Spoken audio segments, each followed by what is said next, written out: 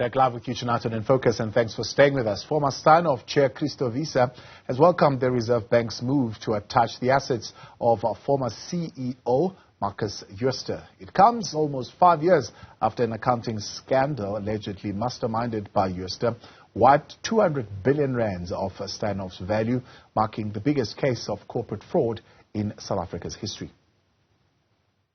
Many people, including Jooste, thought that there would be no serious consequences for what had been done to many people in South Africa and abroad.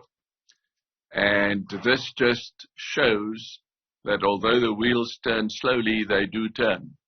Well, the criminal charges have been laid by several people.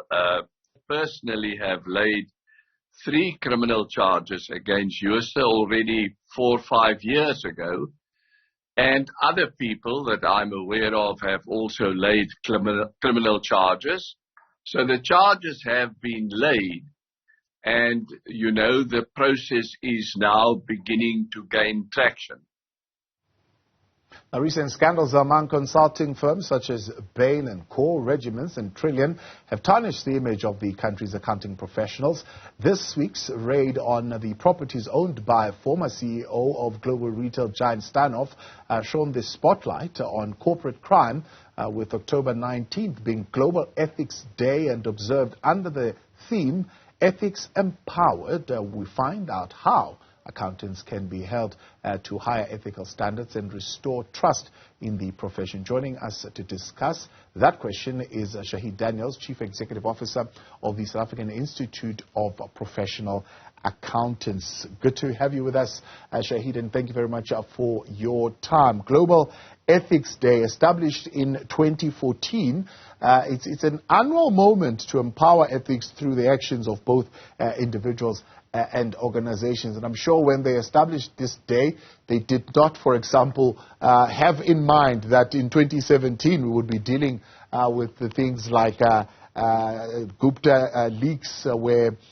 issues have been brought to bear on how the state was captured using accounting firms, how Steinhoff, for example, still not quite sure what actually happened there, but more of it becoming clearer and clearer by the day. But do you think days like this certainly help to restore some order?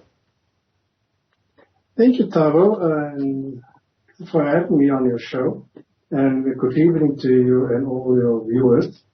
Global Ethics Day, like there's lots of other days of throughout the year, and it's more of a reminder of what we need to do and how we need to behave. So it's not a once-off event. As much as the day is a once-off event, it's a continuous event throughout in our personal lives. But when we celebrate the Global Ethics Day at a global level, it's important for us to remind ourselves and our members and the business and society how important ethics is in business, in civil society. Everywhere you find yourself, ethics is part of our moral fiber in order to who we are and how we hold ourselves out. So when we celebrate the Global Ethics Day, it is to say, what are we doing? How do we promote ethics? What are we doing as an organization regarding ethics? And what do we do throughout the year? So it is much more than just a day, but the day is a celebration thereof how important ethics is. Yeah. And as SAIPA, how have you ensured that ethical conduct or ethical behavior is instilled amongst professional accountants?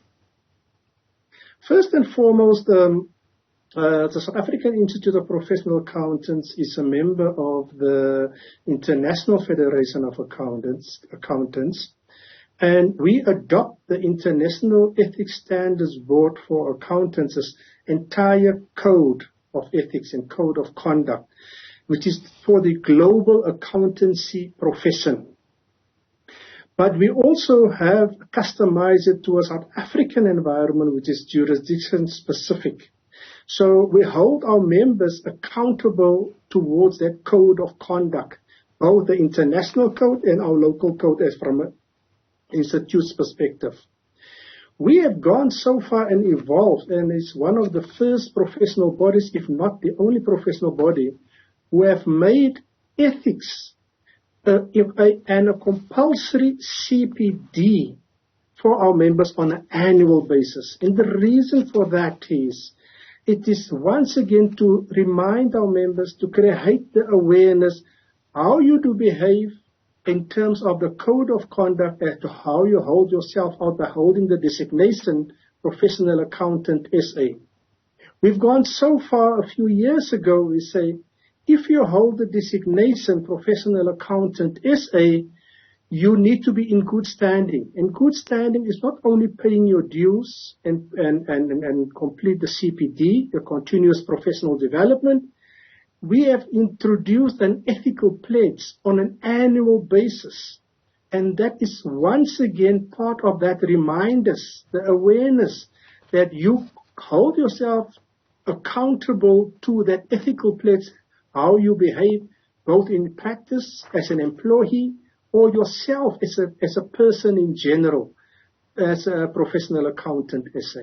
Yeah. So the ethical pledge, which we introduced a few years ago, it's important for our members that if they needs to be in good standing, they have to sign that ethical pledge on an annual basis.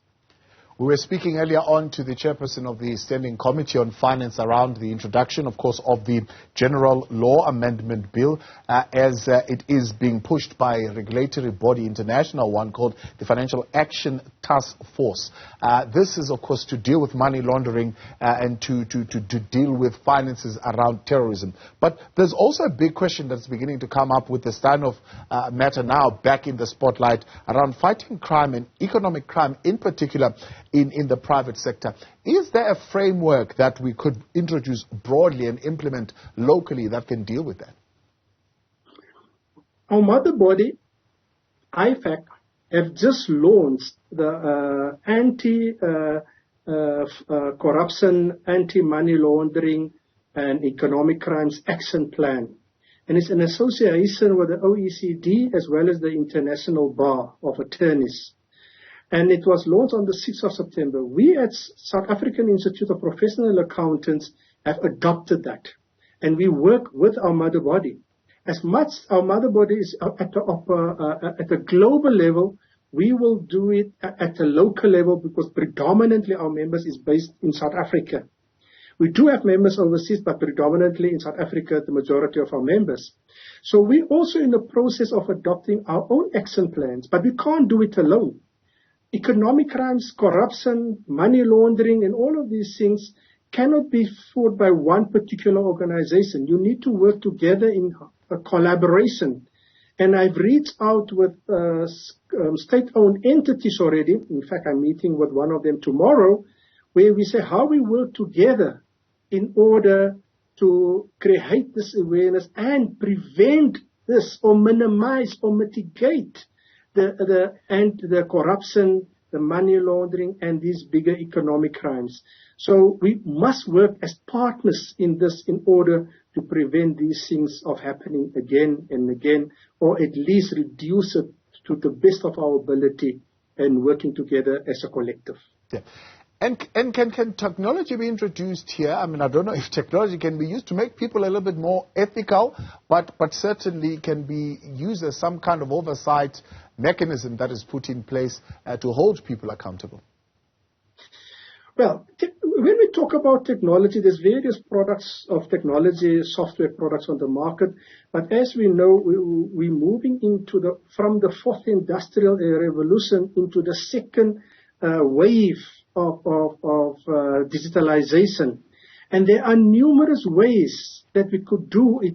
And one particular software or initiative is blockchain technology, which is real-time online, where you can trace what happened, how it happened. However, the human element is still there.